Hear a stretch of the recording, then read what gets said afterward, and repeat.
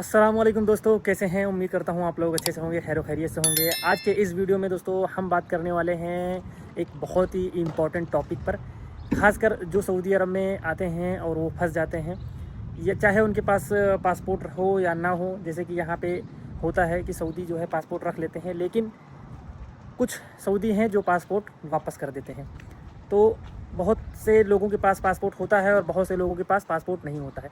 सारी चीज़ डिटेल से बताएंगे। जब यहाँ कोई आकर फंस जाता है तो अपने घर वापस, यानी इंडिया किसी भी देश का हो, वो वापस अपने घर कैसे जा सकता है, कैसे जाए, ज़्यादा बेटर है। ठीक है, तो स्पेशली हम बात करेंगे बाई जेल जाने का। ठीक है, जेल से जो है कितना टाइम लगता है और क्या क्या आपको जो है चैलेंजेज का सामना करना पड़ सकता है। ठीक है, और कितना दिन लगता है पहुंचने में घर तक, और सारी चीज़ें जो जेल के अंदर क्या फैसिलिटी रहती है, क्या क्या आपको मिलता है और कैसे आपको जेल के थ्रू जाना है, ये सारी चीज़ें बताएंगे। बस आप लोगों से एक ही रिक्वेस्ट है कि वीडियो को पूरा वॉच करना और आखिरी तक देखना। ठीक है, सपोर्ट करने का मतलब दोस्तों यही होता है कि वीडियो को पूरा देखें। ठीक है, अगर आप मुझे सपोर्ट करते हैं, आप मुझे मानते हैं दिल से, तो भाई वीडियो को पूरा देखना, यही है मेरे लिए बहुत मतलब सपोर्ट करना आपका। ठीक है, तो चलिए फिर वीडियो करते हैं शुरू बिना किसी देरी के। तो दोस्तों कई बार ऐसा होता है जब कोई सऊदी अरब में आता है, नया या पुराना, तो सऊदी अरब में इसलिए फंस जाता है कि उसका वीज़ा कभी कभी एक्सपायर हो जाता है, या वो अपने कफ़ील जो स्पॉन्सर रहता है यहाँ पे सऊदी अरब में, उसके पास से भाग जाता है। कई केस तो मैंने ऐसे देखे हैं जो कफ़ील ही जो है दुबई से यहाँ लेके आया, कफ़ील ही जो है भाग गया और वो यहीं पर रह गया। अब वो कैसे जाएगा? तो उसके पास सिर्फ एक ही ऑप्शन बच जाता है कि बाई जेल।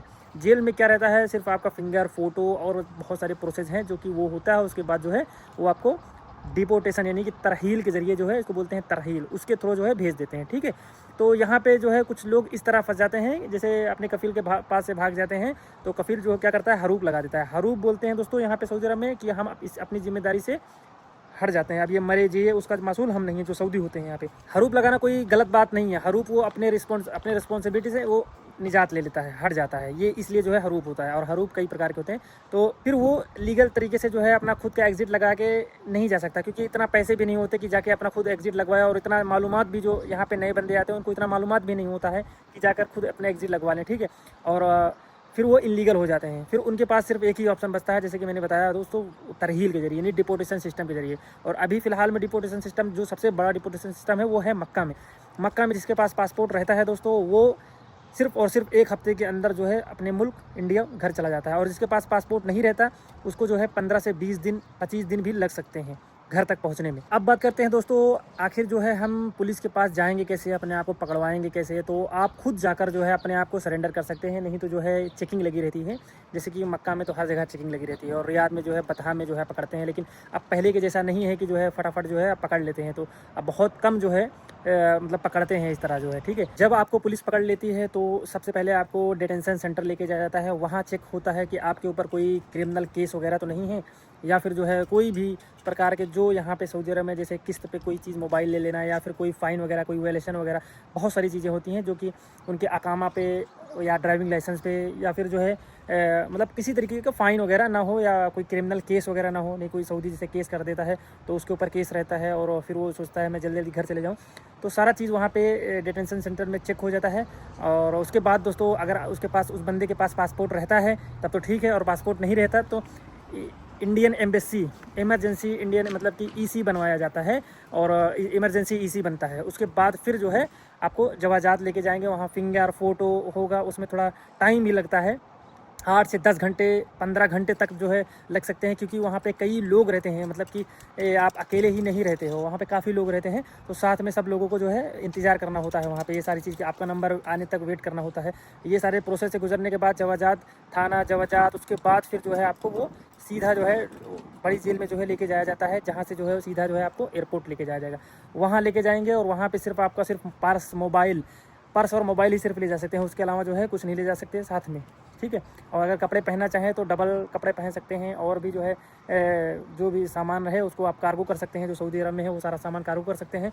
और वहाँ जाने के बाद फिर आपको, अगर मक्का से जाएंगे तो सबसे ज़्यादा जल्दी मक्का से होता है। ठीक है, मक्का जद्दा में बहुत बड़ा जो है डिपोर्टेशन सेंटर बहुत बड़ा है, तो यहाँ से जल्दी हो जाता है। तो मैं बात कर रहा हूँ दोस्तों ले क्या क्या ले जाना है, मतलब पर्स और मोबाइल सिर्फ, ठीक है। पर्स और मोबाइल ले जा सकते हैं। बहुत लोग पूछते हैं भाई मेरा इतने लोग मुझे कमेंट करते हैं कि मेरा सऊदी केस ना कर दे, ये है। केस करने के लिए इसका जो है डर निकाल दो। तो जैसे भाई अल्लाह का नाम लेके जो है बिस्मिल्लाह करो, जिसको भी जाना है बिंदास जाओ, कोई दिक्कत नहीं है। अगर आप काम करना नहीं चाहते तो आपको कोई रोक नहीं सकता सऊदी अरब में, ठीक है। अगर आप काम करना नहीं चाहते हो, काम करना चाहते हो तो डर के रहोगे तो फिर भाई इंडिया में तो नहीं डरते हो, यहाँ सऊदी अरब में आने के बाद फिर जो है डरने लगते हो, समझ रहे हो। कोई डरने वाली बात नहीं है, जाना है बिंदास जाओ, कोई दिक्कत नहीं है, समझ रहे हो।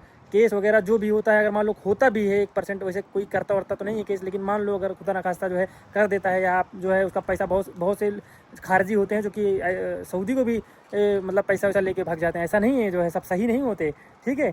तो इसलिए जो है केस करता है, और केस करने के लिए प्रूफ होना चाहिए। यहाँ की हुकूमत को प्रूफ दिखाना होता है केस करने के लिए, क्या क्या वजह है कि आप उस पर केस कर रहे हो, समझ रहे हो।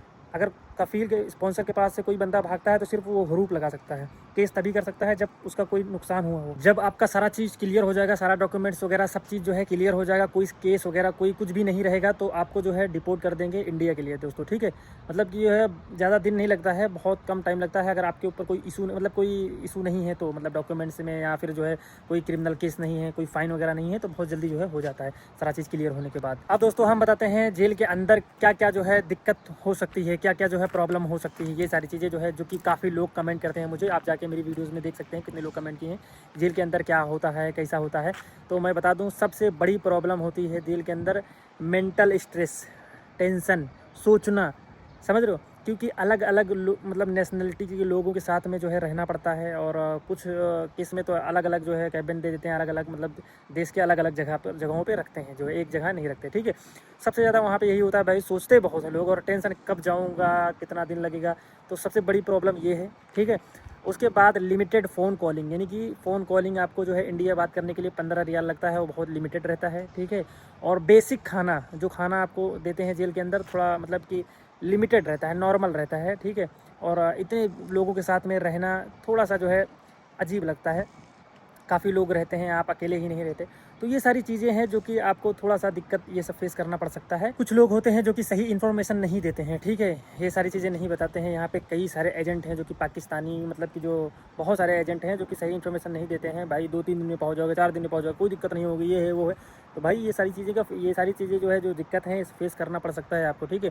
कोई अगर आपका जो है ऐसा परेशान है, प्रॉब्लम है, तो उसको पहले बता दो, ताकि वो इस सब चीज़ के लिए एकदम तैयार रहे, ये सब झेलने के लिए, ठीक है। जो भी तुम्हारे पास दोस्तों डॉक्यूमेंट्स है, जैसे पासपोर्ट हो गया या और अदर डॉक्यूमेंट्स है, उसकी सारी जो है फ़ोटो कापी करवा लेना है, और सब जो है एक सेफ बैग में जो है लेकर जाना है, ठीक है। उसको जो है इधर उधर नहीं करना है, बहुत सेफ से रखे रहना है, और थोड़ा पेशेंस रखना है, सब्र करना है जेल के अंदर जाने के बाद दोस्तों, ठीक है। तो चलिए इस वीडियो को पेंट करते हैं, वीडियो बहुत ज़्यादा लंबा हो जाएगा, और उम्मीद करता हूँ आप लोगों को समझ में आया होगा। जितने लोग ऐसे जो है सिचुएशन में हैं उन तक वीडियो को शेयर कर दो, और अगर हमारे चैनल पर नए हैं तो चैनल को सब्सक्राइब भी जरूर कर लेना, बेल आइकन को प्रेस कर देना। मिलते हैं आपसे नेक्स्ट ऐसे ही वीडियो में, तब तक के लिए अल्लाह हाफिज़ दोस्तों, दुआ में याद रखना।